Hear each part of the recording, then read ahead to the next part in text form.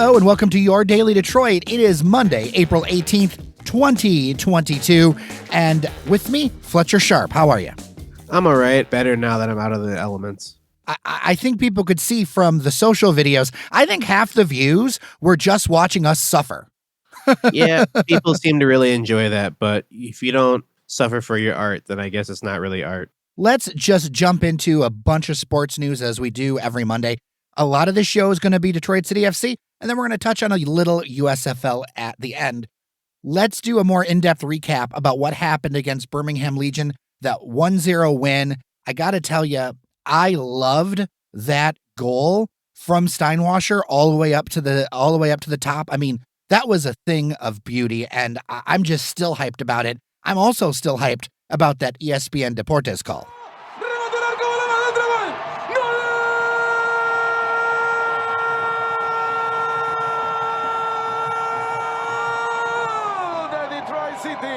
Yeah, this is one of the few games where Trevor James came out very, very tepid, and I understand entirely why, because he had 20-mile-per-hour winds in his face, and since their game is predicated on hitting long passes on the counterattack, especially aerial ones, 20-mile-per-hour winds are going to nullify exactly how you play. In the first half, I saw a through ball that they hit in the air to Pato, to where he actually had a chance to run on to Birmingham's net. Because the wind took the ball, he had to stop and try to settle it down, which allowed the defense to recover, and then the defense was able to reset. Conversely, when Birmingham hit it in the first half, their balls went a lot further towards our box to cause a bit more issue defensively. Switch to the second half, DCFC has a wind at their back, maybe not as strong as in the first half, but that's kind of what helped on their goal. Steinwasser got the ball out, got a nice quick kick to Pato, who flicked it ahead, to Maxi, who got on his horse, sprinted real hard after the ball, and got a nice sliding cross in to Hopino, who had a sliding one-time touch. I saw it in person, and was like, that looked really cool. That was actually one of the moments where, like, one-touch passing, counter-strike ball at its finest. But then to see it actually on television, it reminded me a lot of the Cincinnati goal, with how the ball just got touched one time by every single person and found somebody until it got to the last person who put in the net. It just was very quick. Bing, bing, bing, bing, bing into the net. And like it's counter-strike ball at its finest. It's just you get the ball, quickly force it up, quickly force an attempt, and strike while the defense is not paying attention. Something I learned after the game was that this was the second time Hopino in a couple of years was part of breaking Birmingham Legion's heart, because apparently he was part of a big play with Lou City. And, you know, I guess he's kind of earned a little bit of a reputation with Legion for being a real pain in their side. Yeah, and even when he was with Lou City, he earned the reputation for scoring a lot of heartbreaking goals. So I'm sure there's a few more people on that list of who don't want to see him in front of the net late in the game. You know, for sure. So what did we kind of learn out of that match that we can take into Columbus Crew on Tuesday? Well, we learned that they can withstand some pressure because Birmingham was putting it on him early. Juan Aguadello had a few chances early on. One of them he squandered. The other one he was unable to get to the ball. Took a little bit of a knock, bumping into Devin Amu-Mensah, but seemed to be all right. Just, yeah, we learned that they can withstand pressure. They're going to need to, because Columbus, being the more technically gifted team, is probably going to try to set up and apply as much pressure as possible early on. And Detroit will probably have to counterattack the way that they did through most of the season. Yeah, and Nate Steinwasser just continues to be a larger and larger figure for the team. Yeah, he was my man of the match. I know they gave it to Hopino because he scored the goal, but if it wasn't for Nate Steinwasser, they probably would have been down 2-1, 3-1. So he made some really, really big saves to keep them in it. And I know people are talking about he's the best goalie in the league before the season started, but truthfully, he's showing himself to be one of the best goalies in the league very early on. I know he's going to face some more competition from other teams, but right now you can only take with what's in front of you, and he's been playing lights out. He's a big reason why, unlike, from my opinion, Nisa, where the defense just kept him really clean so he didn't have to face as many shots. He's earning his best keeper title now, in my opinion. He's the best keeper by far, strictly because he's facing the most shots and making the most saves, not just because he has the best defense in front of him. Now, when we talk about the USL Championship, I got to say, I think a lot of people were surprised or are surprised with how well Detroit City FC is doing. If you look at the standings, they kissed third place for a second. I think they're now solidly in fourth. Is that something that you are surprised by? Is Detroit City FC overperforming, in your opinion, from where you thought would be? It seems like they're definitely overperforming where the rest of the league thought they'd be. If I was making my predictions early, I would not see them in fourth. But after watching them play their games, I can say honestly, they should not be in fourth, which is a weird feeling to say. They should have got the tie against San Antonio. If it wasn't for like 3 seconds of just turning your brain off, they finished that game 0-0. They should have beat Memphis, should have beat Pittsburgh, honestly. So like it feels like they should have had more points. And that's a really kind of a nuts thing to think about, that this expansion team was coming in. People were picking them to finish outside the playoff spot, maybe as a dark horse fringe playoff team. And like literally in the beginning of the season, still the beginning, obviously, they're firmly in fourth. Honestly, if they win their next game against Hartford, should be in third because they have a game in hand on Tampa Bay, who sits above them.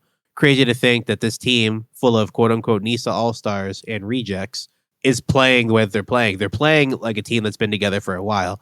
And I know that the core of DCFC is still there from last year, but you have some players who weren't there before who they're adding in. They're just filling in with a plum. So it's nuts, especially given the fact that their roster is as small as it is. Oh, for sure. And I was talking with someone online and realized that, only 3 players are left over from 2019. So there is cohesiveness and there is kind of a core there, but it's not like this is a team that's been together for 5 or 6 years.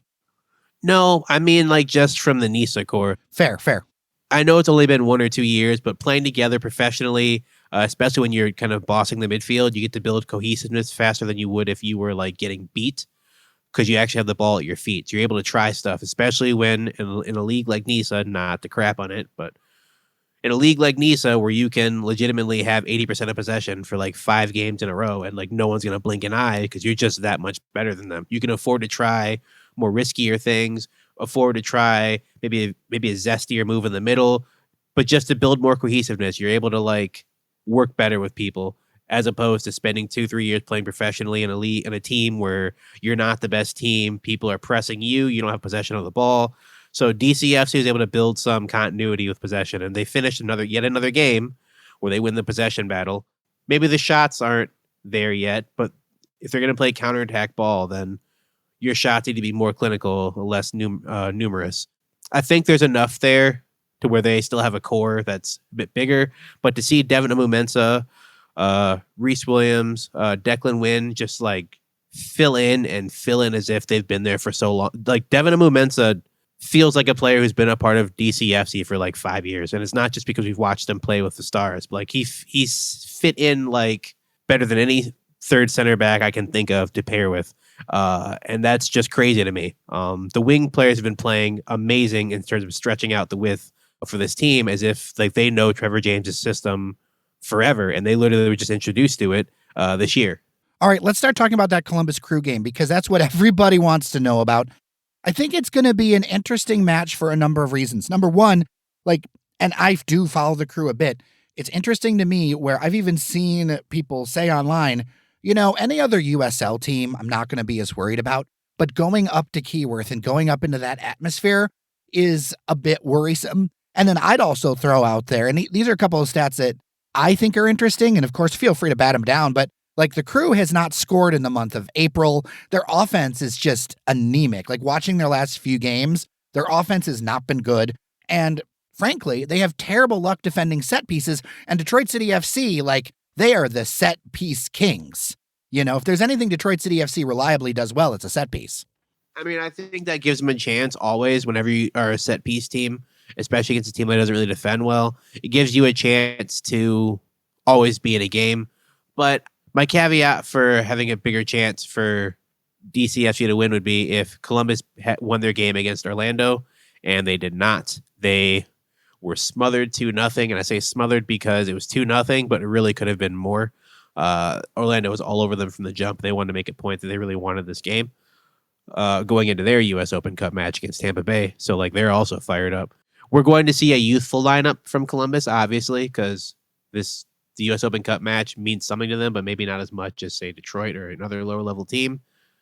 But I'm sure they're going to stack their bench with, like, their studs. Like, it's going to be one of those where, hey, we got to get a goal. It's been 2 to 3 games. We have not scored. We've lost. We are not playing well.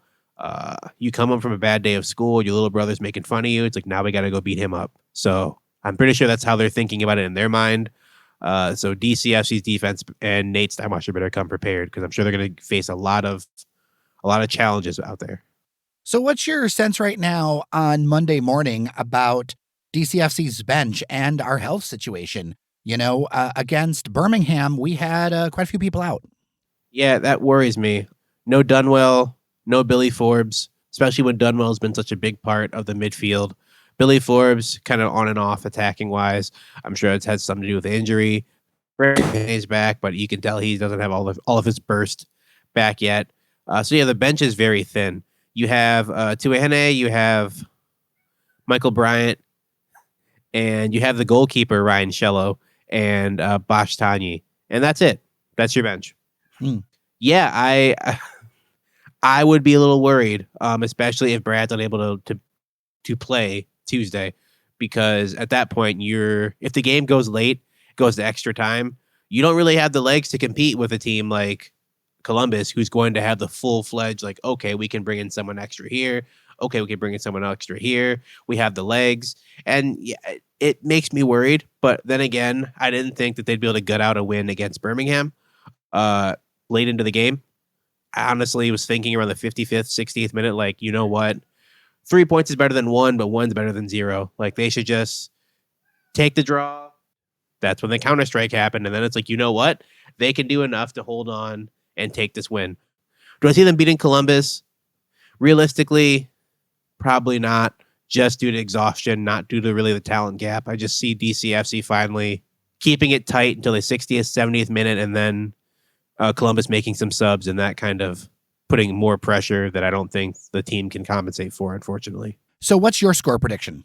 2-1, 1-0, or they come out really upset and it's 4-0. See, I'm going to go the other side. I'm going to say that if it's close, I think DCFC pulls it out. I think if it's a blowout, that's where DCFC is going to have trouble. But if it's close, I think Detroit City, I think it might actually bounce in City's favor.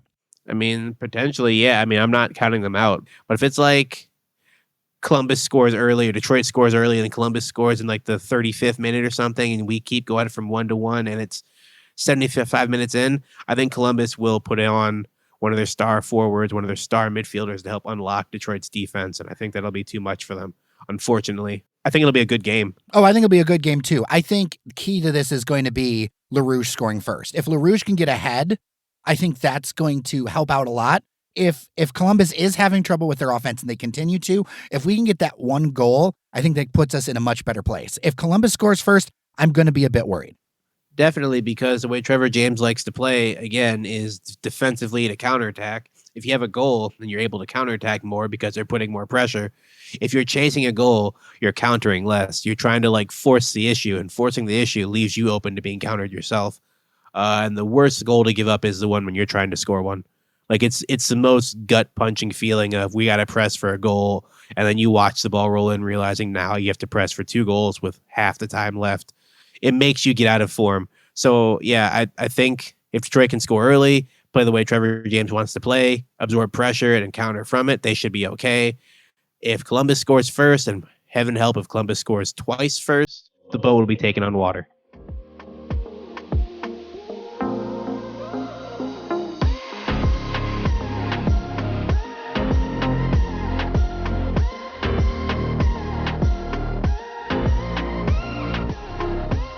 All right, before we go, you want to talk a little bit of USFL? There are now the Michigan Panthers that play in front of, a very TV-focused kind of situation. This is all made for TV football. There isn't really a crowd in the stadium, but it's gotten a lot of hype. Like, I turned on the news over the weekend, and, it's so funny to me because we are so in love with football in this town and in this region, and I mean America, that, like, the USFL is definitely like a second-tier product, but there was a ton of coverage of it over the weekend, so let's talk about it. I didn't have much high hopes for them because it's football, and I know how much this Midwest Metro Detroit area loves its football, even if it's bad football. So I didn't really have much hope for them being that good, especially when it was announced Jeff Fisher was going to be their head coach, because Jeff Fisher sets the Parthenon for mediocrity. But I figured they might, be all right. And then and it was very quickly 17-0. And I was like, oh, I'm not missing anything at all. Especially when I found out their starting quarterback for the game was Paxton Lynch, who most recently was booed out of Denver, which is super hard to do because they love, if you're a quarterback for Denver, unless you say something awful about, the high mountain air, like they will love you forever. And they booed Paxton Lynch out of Denver. So that lets me know all I need to know about his talent level in terms of NFL skill. And then their backup was Shea Patterson, who most people recognize from the University of Michigan. Yeah, he drew no offers out of the draft, so that wasn't really encouraging. But I looked up again, and it was 17-12. They had a chance to win, and I was like, you know what? Maybe we'll get a Metro Detroit area football win. That'll be pretty good. But unfortunately for them, against the Houston Gamblers, they were unable to punch it in late, close to the goal line after 4 tries. They fall 17-12. So, as expected, it's another Michigan-based, feline-based mascot who disappoints us in the end. I mean, and I'm just going to be honest with you. It's real hard for me to get into because kind of the same reason I like DCFC is part of the reason why it's hard for me to get into USFL. Like, at least with the Detroit Lions, although they lose and are terrible, they have a long history here and they play here. Like, it's just hard for me to, like, get excited about a team that plays in a bubble in Birmingham. And I'm just being honest about it. Like, I know people love football and I get it. And it's just hard for me personally where I'm like, okay, so Michigan Panthers, what does that even mean? Where are they even going to play? It feels so manufactured that I feel like I'm eating like fake plastic strawberry when I turn it on the TV. I mean, I'm sure the following year when they get a few more teams, they're going to allow people to travel from stadium to stadium. But even then, just like it's going to be, they're going to draw like 90 people. Like I don't see who's going to want to really go to this game and be like, I want to watch players. And this is not a slight against the league. In terms of like developing talent, I think it's really great. I think it's awesome. And this is not a knock against second division sports because I love second division, third division, fourth division sports. But the difference between a team like DCFC and a team like the Michigan Panthers is DCFC is its own entity. Like they have players who play for them, who might be trying to get looks at, other clubs that are maybe above them or different areas in the country. But like still, they are all a part of DCFC. They are playing for DCFC. The sole purpose of the USFL is as a feeder league for the NFL. So it's like if there's a star talented player here, he's going to play for a few games, get noticed, then leave. So the goal is like to incubate players, rehab players who might have had a bad career to start, show that they actually have some talent, and then get them out of here. So I don't really know who's going to want to see product like that, knowing full well if a kid is really good, you're going to see him for 2 weeks and he's going to be gone. He's just going to be gone.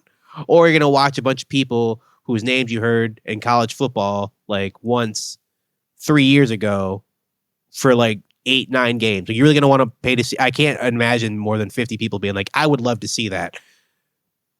And I think 20 of them we're going to get in for free. So I don't know. All right. So here's what I want to do. dailydetroit@gmail.com. Do you want us to talk more USFL? Are you watching USFL? I want it in the mailbag. I want to get a dialogue going. Are you going to go to a USFL game if when they start playing in the state of Michigan? I want to hear all about it. Now, just as a reminder for everyone, on Tuesday, we will be out at Keyworth, rain or shine, and I feel like we're going to get ourselves another bum draw on the weather, Fletcher. I don't think it's going to be rain or shine. I'm hearing it's going to be snow. So that is horrible. It's literally, I was talking to some people for DCFC when we were at the match.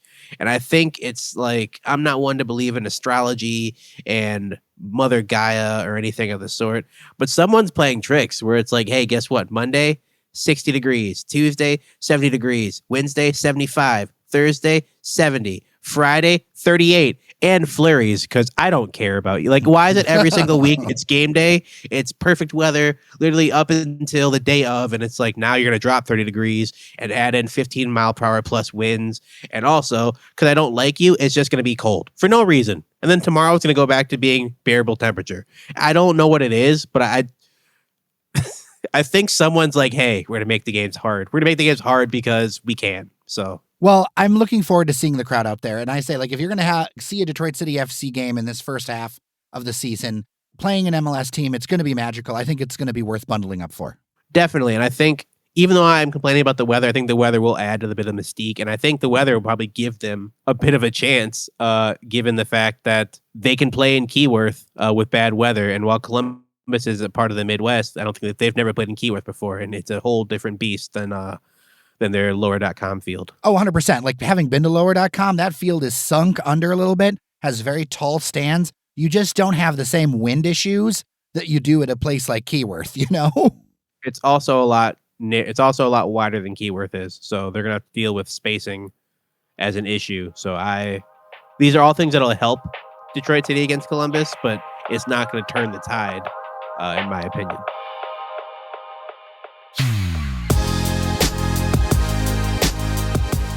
All right, well, we'll see what happens, and we will see you tomorrow, Tuesday at Keyworth. And Fletcher Sharp, always good to talk with you. It's always good to be on.